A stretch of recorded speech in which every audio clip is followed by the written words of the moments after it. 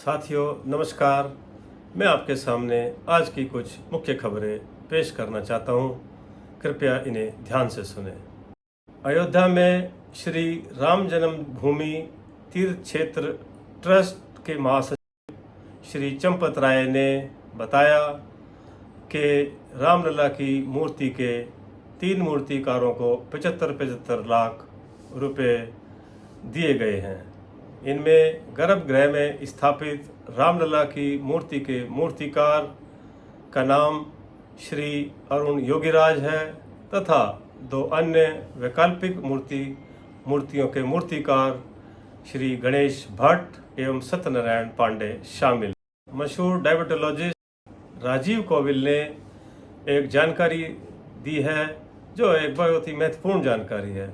इस जानकारी के अनुसार वक्त के साथ साथ लीवर के चारों तरफ वसा का डिपोजिशन हो जाता है, अर्थात फैट का जमाव हो जाता है, जिससे ब्लड प्रेशर बढ़ जाता है तथा हार्ट अटैक आने के चांसेस ज़्यादा हो जाते हैं। उन्होंने ये भी बताया कि ऐसी स्थिति में लीवर धीरे काम करता है, जिसके कारण ब्लड का फ्लो हृदय में या हार्ट में कम होने लगता है और इससे हृदय संबंधी रोग बढ़ने की संभावना अधिक रहती है।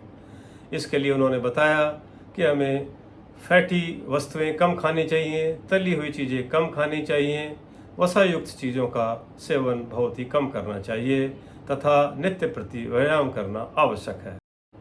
इसरो एस सोमनाथ ने कहा है कि मेरा हमेशा से ये मानना है कि एलियन हमारे आसपास हैं तथा उनका जीवन अधिक विकसित हो सकता है, क्योंकि हम पृथ्वी के प्रथम जीव नहीं हैं और हम जीवन की उत्पत्ति के हालिया ओरिजिन हैं।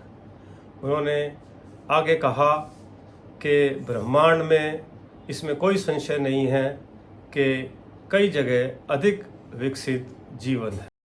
केंद्रीय स्वास्थ्य मंत्रालय ने घोषणा की है कि एफडीसी 156 दवाइयों की तत्काल प्रभाव से रोक लगा दी गई है।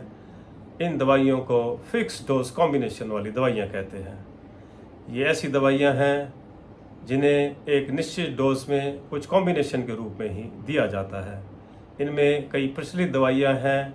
नाक में सड़न की दवाई, छाती में बलगम को काटने के लिए कुछ सिरप तथा बहुत अधिक उपयोग में लाई जाने वाली पैरासीटामोल और उसके साथ में कुछ एंटीबायोटिक्स और एंटी एलर्जिक दवाइयाँ शामिल हैं। इस खबर के बाद सामान्य सी बात है कि कई बड़ी दवा कंपनियों को झटका लगा है। जेवलिन थ्रो के हमारे स्टार चैंपियन खिलाड़ी नीरज चोपड़ा, जिन्होंने अभी 89.48 मीटर भाला फेंककर पेरिस ओलंपिक 2024 में सिल्वर मेडल हासिल किया था, अब उनकी ब्रांड वैल्यू लगातार बढ़ती जा रही है और अभी 330 करोड़ होने की संभावना है। यदि उनकी ब्रांड वैल्यू 330 करोड़ होती है तो वो स्टार क्रिकेटर हार्दिक पांड्या से आगे निकल जाएंगे, जिनकी ब्रांड वैल्यू 318 करोड़ रुपए। उत्तर प्रदेश में 10 विधानसभा सीटों पर उपचुनाव होने जा रहे हैं, अर्थात बाई इलेक्शन होने जा रहे हैं।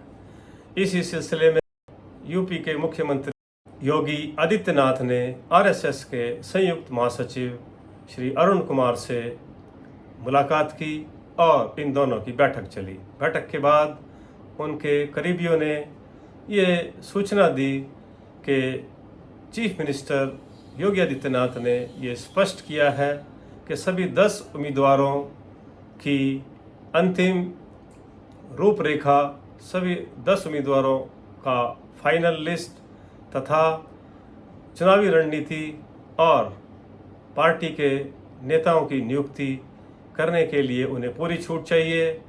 साथियों, आपको ज्ञात रहे कि 2024 के लोकसभा चुनाव में उत्तर प्रदेश की परफॉर्मेंस बहुत सराहनीय नहीं रही थी। एक रिपोर्ट के अनुसार अलग अलग चाय पीने के अलग अलग लाभ हैं। उदाहरण के तौर पर ब्लैक टी पीने से यदि हम इसे सुबह सुबह पीते हैं तो एनर्जी मिलती है और ये गट हेल्थ के लिए भी अच्छी होती है। ग्रीन टी में एंटीऑक्सीडेंट होते हैं और ये हमारा वज़न कम करने के लिए सहायक होती है। तीसरी जो मसालेदार चाय होती है, जो भारत में अति प्रचलित है, जिसमें हम दालचीनी, अदरक, इलायची और दूध इत्यादि डालते हैं और मसाला डालते हैं, जिसे मसालेदार चाय कहते हैं। ये हमें भरपूर एनर्जी प्रदान करती है। इसके अलावा एक अन्य हर्बल चाय, जिसे कैमोमाइल चाय के नाम से भी जाना जाता है, ये चाय नसों को खोलती है तथा मस्तिष्क का तनाव दूर करती है। सुप्रीम कोर्ट ने अरविंद केजरीवाल, जो दिल्ली के मुख्यमंत्री हैं, उनकी जमानत याचिका की सुनवाई को 5 सितंबर तक स्थगित कर दिया है तथा उन्होंने सीबीआई को जवाब दाखिल करने के लिए 1 सप्ताह का अतिरिक्त समय भी दे दिया है। गौरतलब रहे कि सीबीआई ने जब उन्हें अरेस्ट किया था तो अरविंद केजरीवाल इसके खिलाफ हाई कोर्ट में गए थे और उन्होंने अपनी जमानत याचिका हाई कोर्ट के सामने रखी थी, लेकिन हाई कोर्ट ने सीबीआई द्वारा उनकी गिरफ्तारी को सही ठहराया था और उनकी याचिका को खारिज कर दिया था। इस आदेश के खिलाफ जो हाई कोर्ट ने उनकी याचिका को खारिज कर दिया था, अरविंद केजरीवाल फिर सुप्रीम कोर्ट गए थे और आज सुप्रीम कोर्ट से फिर ये उनकी जमानत याचिका 5 सितंबर तक के लिए स्थगित कर दी गई। चुनाव सुधारों के लिए काम करने वाली संस्था एसोसिएशन फॉर डेमोक्रेटिक रिफॉर्म ने सांसदों एवं विधायकों द्वारा चुनावी हलफनामाओं द्वारा विश्लेषण की एक रिपोर्ट जारी की है। इस रिपोर्ट में उन्होंने बताया कि इनमें से 151 जनप्रतिनिधि ऐसे हैं जिनके खिलाफ महिलाओं पर अपराध के केसेस चल रहे हैं तथा 16 जनप्रतिनिधि तो ऐसे हैं जिन पर सीधे तौर पर बलात्कार के केसेस दर्ज हैं। एक्सपर्ट्स डॉक्टर्स ने बताया कि टूथब्रश को कभी भी वॉशरूम में नहीं रखना चाहिए। इनमें से एक एक्सपर्ट डॉक्टर आर दत्ता ने बताया कि वॉशरूम में नमी और गर्मी दोनों रहती हैं और ये वातावरण बैक्टीरिया के लिए बड़ा अनुकूल होता है, जिससे ये बैक्टीरिया टूथब्रश की ब्रशेस पर एकत्रित हो जाते हैं और स्वास्थ्य को प्रभावित करते हैं। उधर डॉक्टर वैभव गुलाटी ने बताया कि वॉशरूम में जो फिकल बैक्टीरिया होते हैं, ये भी टूथब्रश के ब्रशेस पर इकट्ठा होकर हमारे मुंह के रास्ते ब्लड स्ट्रीम में चले जाते हैं और स्वास्थ्य को प्रभावित कर सकते हैं। धन्यवाद। जय हिंद, जय भारत।